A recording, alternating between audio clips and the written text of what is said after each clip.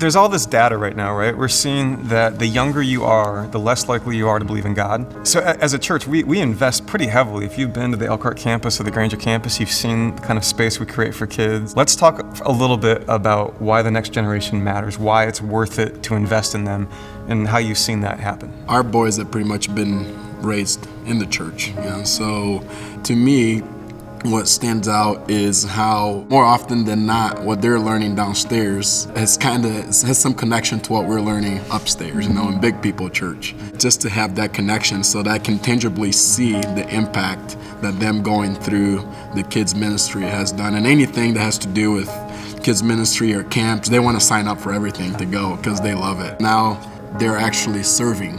And so they're leaders. They sing on what is called out loud ministry. They go and sing to the kids, and they're the ministry on purpose builds that that leadership that really grabs at my heart. That's intentional. In our situation, that my oldest is 10, and so she's about ready to start navigating those junior high years, and my experience was probably pretty common that it was a very confusing time. There's a lot of factors that you're never experienced before that's going on in your daily experience, and having a bit of a refuge to prepare you for the battles that are to come are something that we're very, very interested in helping to be a part of the future to help TCC continue to provide for our kids. But it's very clear that kids matter to God, they matter to TCC. My daughter's 15 now, and then she got into high school, and your daughter's going to get to that stage, and all of a sudden it felt like all of her friends weren't her friends anymore, and she's in a different school, and everything's changed, but this was a consistent thing.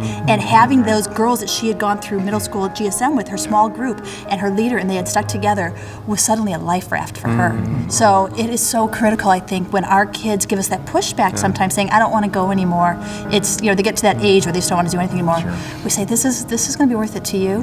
It's worth it to us to do this as a family. Well, and I can tell you, my daughter has come up through middle school and high school and is a freshman in college this year.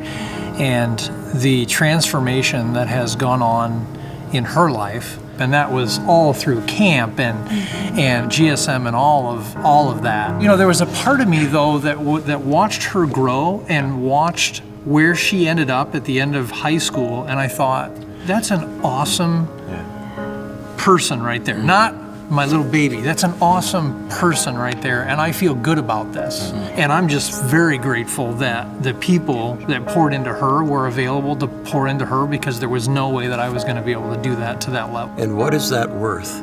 I didn't raise little ones, so I look at this with a different perspective.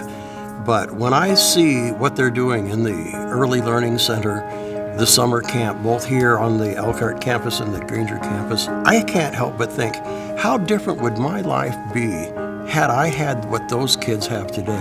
Had I grown up with that kind of foundation? I just, I get chills. How much is that worth?